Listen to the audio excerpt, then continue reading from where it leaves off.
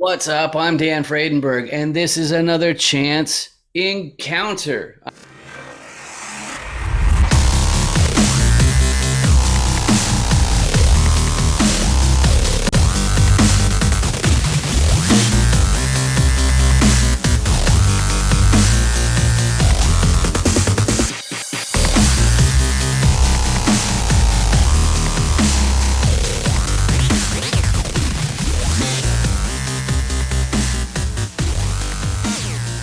I'm joined today with Sue and Jason. Is it Bodine or is it Bodine? How do you pronounce that properly?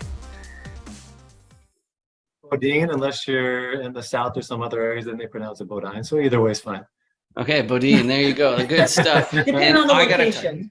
Yeah, all right, there. It's a location, right? And speaking of locations, my very favorite audience member is here today. And why are they here today? It's because this is a chance encounter where I interview commercial real estate investors. Why do I do that? Well, part of it is because we need to know what each other are up to, see if there's any overlap, see if it really works. But the other thing that I'm up to, especially with the assistance of the Dan Does Deals commercial roll die, is I go through the 6 different roles in a commercial deal and then find out what the core competency is of my guest. If you want your own copy of that, it's free. You just go to dandoesdeals.com. You don't even have to put in your email address, which is the dumbest thing you can possibly do from a marketing perspective. But I do it anyway because I want you to be able to effectively communicate on the subject of commercial real estate. But before we get to that, Sue, Jason, who wants to introduce you guys, or do you want to take turns? Just take her away. Okay, sure. So Jason and Sue, we currently live in Lake Worth, Florida, which is in South Florida, close to Palm Beach. Originally come from Sacramento, California, and did 3 years in Cleveland, or the suburbs of Cleveland. Found out we didn't like the snow too much, so we ended up in Florida, and that's where we're at now. We're both prior military, have a management background, decided to go into real estate, and here we are. Beautiful. I love it. So the first question that I start to do in these chance encounter interviews now, it's a fill in the blank question. So try and warm us up here. So here's the fill in the blank. We're talking about commercial real estate, and I just want to put it in context to everything else. So there are many popular investment asset classes, but I think blank is too risky. What do you guys think?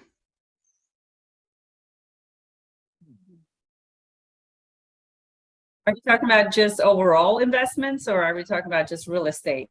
Well, I mean anything at all. All I'm really trying to do is gauge that you're not just, starry-eyed optimists and like, oh, but my coach said you can make money doing this. Well, I mean, we have really long history in, starting businesses with like, what do you call, like selling stuff, doing different things.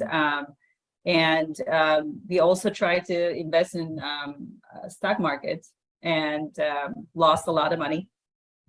So I think that, in my opinion, and maybe Jason have a different perspective, in my opinion, is investing in business that doesn't align with who you are and your vision is risky. And also risky is, of course, we had that experience investing in stock market because we're not the experts. We can pretend to be, but we're not. So we kind of learned that the hard way. So that's my opinion. What do you think, Jason? Yeah, it has to be something that you're passionate about. It can't be going in trying, to just make money, have money the deal. It has to be something that's really speaks to you, something that you go into. That's why we went into multifamily. We, of course, want to grow the business and the finances come from it, but we also wanted to impact people's lives and the city that we invest in. So it's like, going into like Sue said, with the stock market, we weren't passionate about it. It's a very tough industry to try and go into, and with going into stocks is something that you have no control whether there's rise or fall. Right. Yeah, Exactly. we love real estate. Yeah, we love real estate, and we all agree that it's a numbers game. You have to be smart about it, but we love doing it, and we love the community, how everybody helps each other out. So I think that that's the key. That speaks to you what you invest in you can learn it, but if you're not passionate about it, it's not aligned with who you are, you're going to have, it's not going to be lasting success. Yeah. Yeah, I love that. After all, any company that's publicly traded where you can buy stocks and something like that, they've got entire departments in between you and the truth, right? Like people who are sitting there going like, oh, well, what do we tell the investors? And so it's not as great as having access to the ground floor of the business. That's fantastic. But the next section here I like to go through is the motivations. I've found that commercial investors, they have 5 different distinct motivations. More accurately, those motivations tend to distinguish investors in general. So I'm going to go through all of those, including the ones that don't really apply to myself, and then we'll find out exactly what motivates Sue and Jason here. So the first one, which is not mine, is preservation of purchasing power. If you are pretty well settled, what's probably going on is you have some assets that provide cash flow, and you use that cash flow to make ends meet. So you don't have a W-2, you don't have a full-time job or anything like that. What's really going on is if you are in the that economic strata where your assets are paying your bills, every once in a while you'll have to make another commercial acquisition just to make sure that you stave off inflation, because the whole name of the game is buy and hold, or some sort of more long-term play.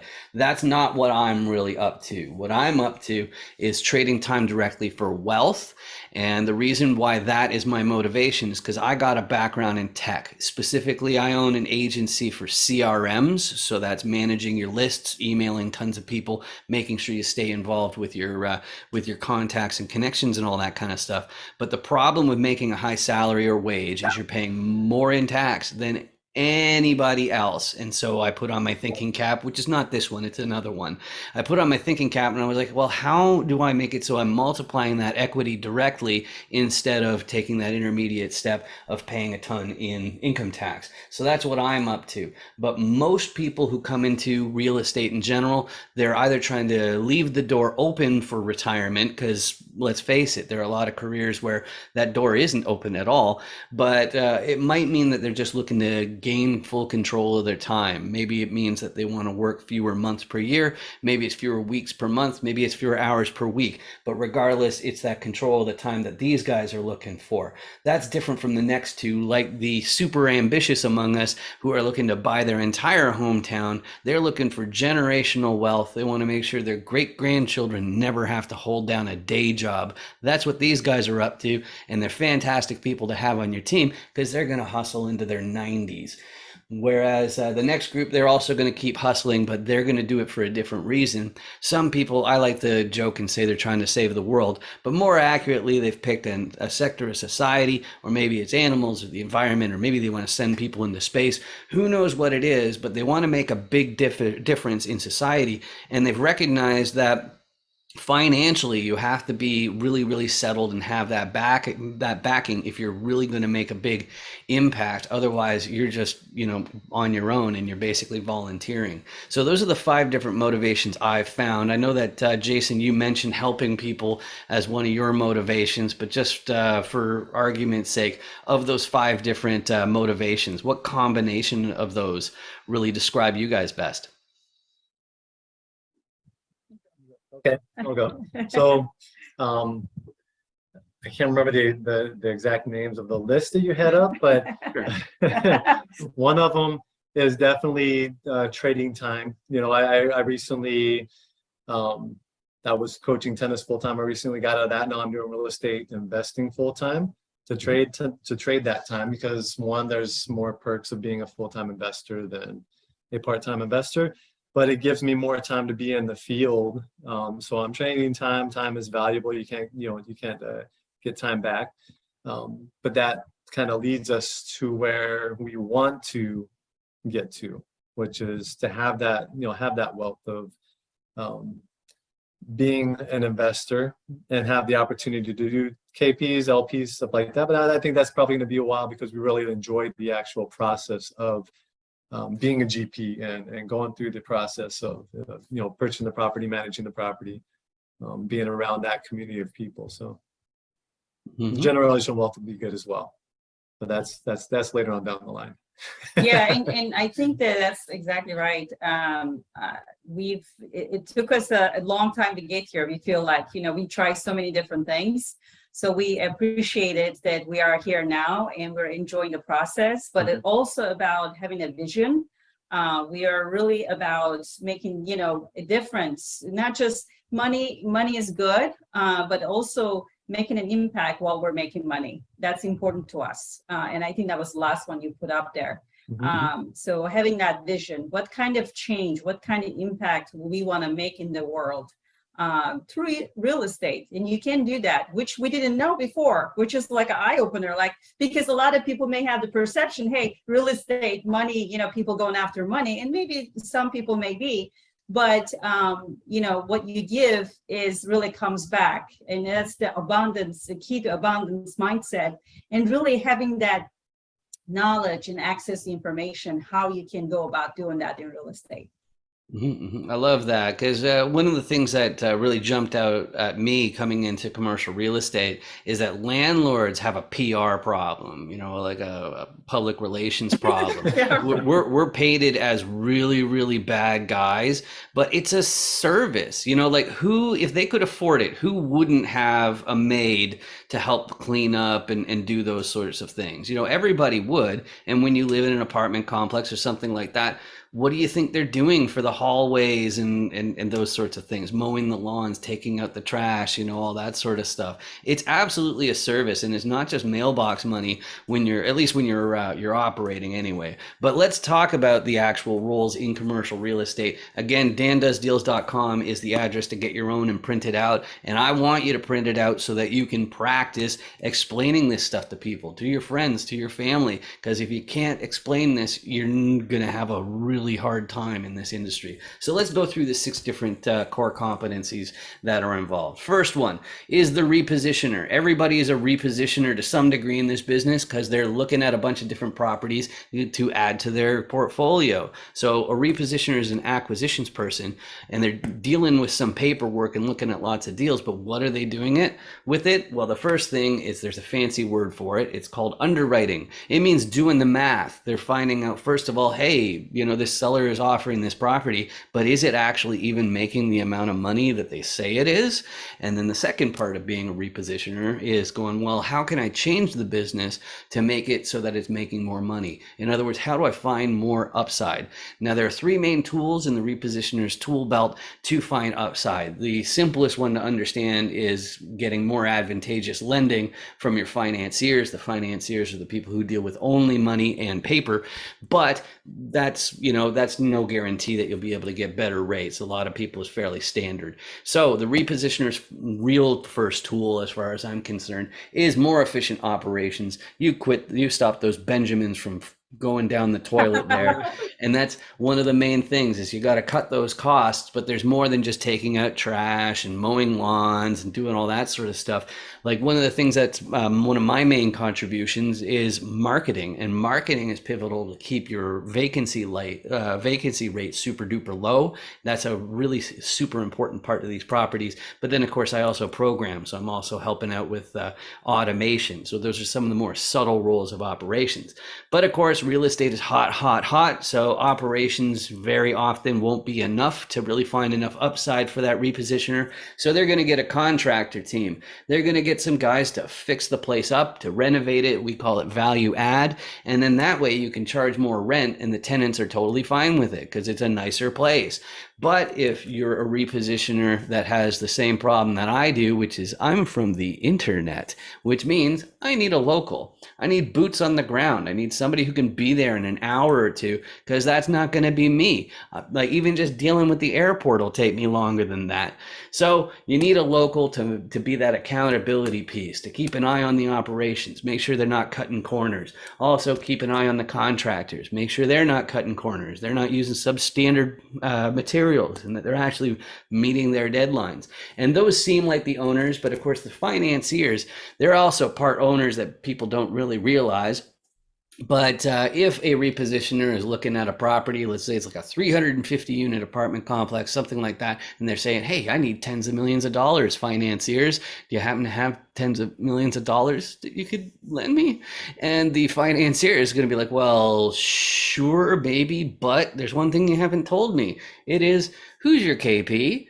Who's your key partner? Who's the main sponsor? And what that's all about is if you do want to get a commercial loan for these properties, let's say it's a 350 unit apartment complex, like I said, then somebody in the fold, even if you're Elon Musk or Jeff Bezos or Bill Gates or Warren Buffett or whoever, you're going to need somebody in the fold who already owns a similar asset, or you won't be eligible for the loan. You're also going to need a certain amount of liquidity, and then you're going to need a balance sheet of at least the amount of the loan. But if you have all of those pieces, you've got yourself a commercial real estate deal. So, Jason, Sue, what are your main core competencies that you contribute to your deals? Great question. So I really enjoy the aspect of underwriting, finding the deals. So, underwriting also includes problem solving, because you really have to dive into the numbers and see, is what you're getting accurate? Does the operating memorandum, does it match up to the T12? So the trailing 12, the past 12 months.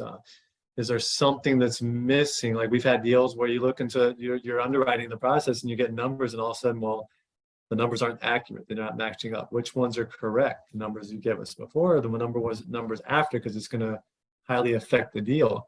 What are the taxes going to do once you go through the whole acquisition process? And then also, I think underwriting, there is a big role as far as you need to have communications with property management to see, because you can do your own due diligence on what the rent's going to be, but really it's going to boil down to what can the property management do, and what timeline are they looking at improving the rents.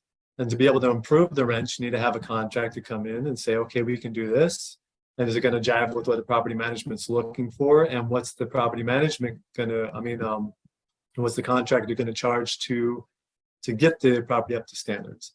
And then, how big is the units? How many units is it? Are you going to leave some meat on the bones for the other investor coming in, to where now it's going to really affect how much money you need going in, and how much you're going to be able to increase the profitability of the property before you make your turnaround and transition out. Mm-hmm. Yeah. Mm-hmm. Yeah, definitely. And Jason, does a great job research, understanding where the gaps are, really coordinating that with the involved parties, right? You're talking to broker, you're talking to your property manager, you're talking to different people trying to bridge that gap. What is this going to be a good deal? For me, I have, 20 plus years of project management experience. I've gone to school about it, masters, whatever, right? So I'm really good with kind of driving all those pieces together, like a project. It is a project. Mm-hmm. From beginning to end, it's a project. So that's where I come in. I also think that we're both very good at, because we have a military background, we understand teams, motivation, how we can actually push everything forward and put together a team before even you do that. Because you need to, when we talk about syndication, as you know, Dan, you have to have a team. These different roles that we talked about, they all have a role, but you have to have a main core team that's going to help you to the finish line. So I think that because of our background, and I have an NLP background, coaching background with business owners, understanding language and how to coach people and how to understand how their values align with what they're looking for, that kind of helps both of us put the team together so that we can be successful. Yeah, and I think one of the easiest ways to make that transition to where you can make the property profitable is you have to look at it through the tenant's eyes of when you're going through and making that creation. You have to go through and you have to say, okay, what's the best for the tenant? And if I was a tenant, would I live in that location once the completion is done? And then in your mindset, you're comfortable with, okay, what I did was correct. Would I pay that rent to live in this property? and how that match with what the market rents are Yeah. going for. You know, we do a lot of research about unemployment rates and, you know, average income for that area, you know, so all of those things, you're looking at multiple data points to make that decision. Yep. But yeah, I mean, we like to kind of put ourselves in their shoes to see, is this worth it? Would I pay that much money if I was living there also? So it's multiple lens you're putting on to see if it's a good deal, or your next move, is that going to be a good move for the particular project? Yeah, it's more you're providing the service. Yeah. Yeah, I really love that, and you're bringing to mind one thing that I noticed interacting with all these different operators and syndicators and investors. It's I'll frequently run into people where, especially because I lived in Taiwan for 15 years, where I'll look at them, I'm like, has this person ever actually lived in an apartment? You know, is there right? They're about to like invest and rent one, or you know, like own one or operate one, and it's just like. Yeah, you really have to know what those differences are. I think it's really important to get yourself in that space. But the next question I have in mind has to do with the ideal property. So we're getting more owners watching this show in our audience, and we're getting like who knows who's basically watching. But there's a good chance somebody has the perfect property just for you. But before we say what that is, when commercial investors are talking to each other and saying, "Hey, what's your buy box? What's your ideal property?" They're really talking about three main things. The first one's geography. They say location, location, location. That doesn't say as much as you'd think. Really what we're talking about is, first of all, what states are you looking at? What counties, okay? Possibly even what neighborhood. It all matters. Where is the perfect deal? That's what we're asking when there's a buy box. Second one is the size of the deal. And we're talking about multifamily right now. The way that you measure the size of a deal in multifamily, and this is also true of like self-storage and office and like a few others like mobile home parks, it's the unit count is what we use to decide the size and scale of the building. So that's the second thing we want to know. The third one, they use the same word for two different things, and that annoys me, but it's called class. The first meaning of the word class, it's the quality of the building, like the condition of the building. Is it old and beat up, or is it brand new and immaculate and luxurious? That's the first meaning of class. The second meaning of class has to do with the area that it's in, which has to do with the crime rate of the area and the school districts and things like that. And both of those two, they rate it just like in grade school with, you know, like C-, B+, and so on. So Sue, Jason, as far as if somebody owns a property and, you know, because you're on the acquisition side, so direct to seller is good for you. If they have that property and it's perfect for you, can you please describe that for us? Yeah. Sure. Okay. Okay. So right now our market is Cincinnati and North Carolina. For those two markets, we're really looking at 10 to 50 units, but really when it comes down to, I kind of hate saying unit sizes, because that kind of turns you away from other investments. So just like you're talking about with location, you know, we originally went into this with just only wanting to buy apartments, you know, 5+ units, because then when you get into the 1 to 4 units, you're looking at a different kind of mortgage, you're looking at a different kind of class of property. But then we had a quad that was brought to us, that when we ran the numbers, first we were going to say no, then we looked at the numbers, we looked at the location, and we said, well, this might be actually a good, good property to go into, and it performs just as well as a 10-unit apartment. So turning away properties that aren't within the 10 to 50 or 50+, really, I think kind of downplays really investing, where you can still go in and still make, we were making an impact in that location, improving the property.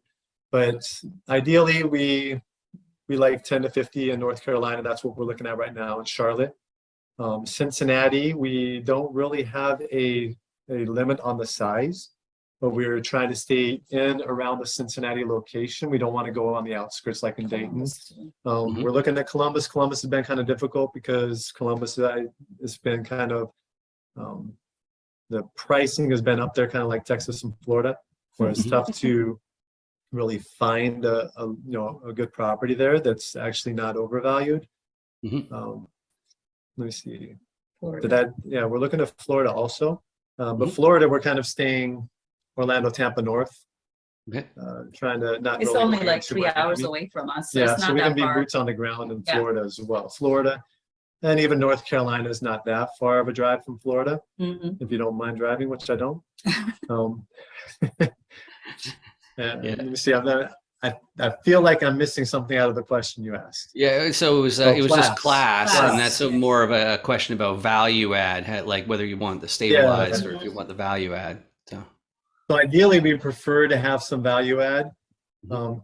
Class C, C plus, Class B, Class A, not necessarily quite as much, because really that's going to be more of an equity play, not really a whole lot of cash flow, which Right. a lot of the investors that we work with right now, they want a combination of both, but they want to see some cash flow as well. So we like to go in, find a value add property and improve the property, increase the rents, and Yeah, and that aligns with our vision too. So Mhm. yeah, what we want to do. So Yeah. yeah. and All then right. increase I the love rents based on what kind of value we improve the property to. Yeah. Great. So my next question then, it has to do with you mentioned already about how wonderful commercial real estate as a community is, and because of its multifaceted nature, nobody's going to be all of the sides of the die for any meaningful amount of time, and some of the sides people will never end up doing. Like very few contractors end up being financiers, for example, right? But one of the things, because each investor, each syndicator, each operator, our skill sets are different, we're also better suited to help some people more than others. Me personally, with my marketing background and tech and all that kind of stuff, I'm always looking for more sponsors and KPs, just because they'll actually have a foundation where I'm really fuel to the fire, as opposed to just another grunt, which is what a lot of people need when they're just getting started. So without breaking any 506B or SEC restrictions, so if you have any 506B raises, don't be enticing investors, whatever that means. But as far as commercial investors, maybe it's beginners, maybe it's people in these different roles, like who are you best suited to help in general in commercial real estate? Who do you really want to reach out to you?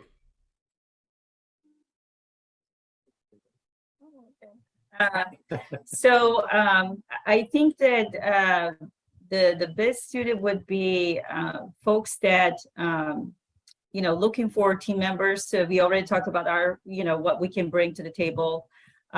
We can plug in and we can do analysis. We have a good deal flow with those markets. We can be boots on the ground. There's so many different things we can do. Asset management. So drive those things, capital raising. So I think we're really flexible to work with. I think that as long as we're values aligned, our vision aligned, I think that we would be really great team members to join a team if they're looking for team members. We already had experience with raising capital, so we feel comfortable really with doing that. I don't know if I'm missing anything. You want to add anything? No, I think that was it. We just like to collaborate with like-minded people and join together, work together. We love the fact that it's more of a team-based environment. More when you get into a good team, it's more of like a family environment. It's not, and then the whole overall community of investing that was one of the biggest surprises for us at the beginning. Was we thought it would be very competitive, that everyone would be after properties, trying to take properties from other people. It's not like that. So that was great too. Yeah, and it's a great point. It's a teamwork, which I think is very important to have that chemistry in the team.